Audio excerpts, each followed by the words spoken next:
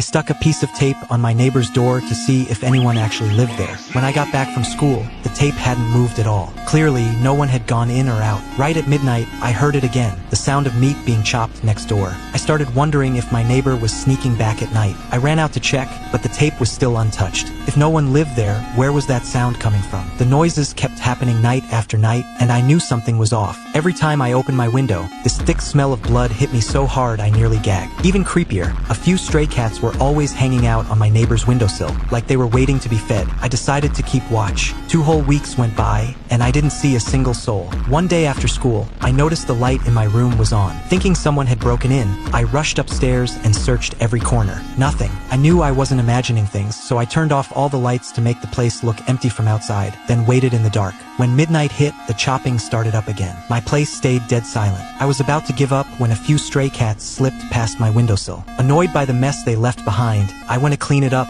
and then it hit me. I collected some samples in a bag and had a friend run tests on them. The results were a letdown. Nothing unusual in the cat droppings, but I still couldn't shake the feeling that something was wrong. Days without sleep pushed me to the breaking point. I begged my landlord to move me to a different room. She didn't buy my story, said I was probably just stressed and needed a few days of rest. I still felt uneasy, so she offered to stay the night with me to see what was going on. As she was getting ready for bed, she accidentally bumped into the wall. We both froze. The wallpaper was covered in dried, bloody handprints. A chill shot down my spine as I stared at that blood-soaked wall. I'd been living there all this time and never noticed. The landlord told me that years ago, a mother and her son used to live here. After the boy died, the mother lost her mind. I immediately looked it up online and found an old news article that matched her story exactly. Terrified but determined, I decided to try one more time. I taped up the neighbor's door again, opened the exhaust vent that connected our 2 apartments, strapped my phone to a clothes hanger, and carefully slid it through. I played back the footage. The kitchen next door was completely empty, but the chopping sound was still going. I pushed my phone back through the vent. This time, I tapped a coin against the glass to make some noise. A few minutes later, I pulled it back out. What I saw on that screen made my blood run cold.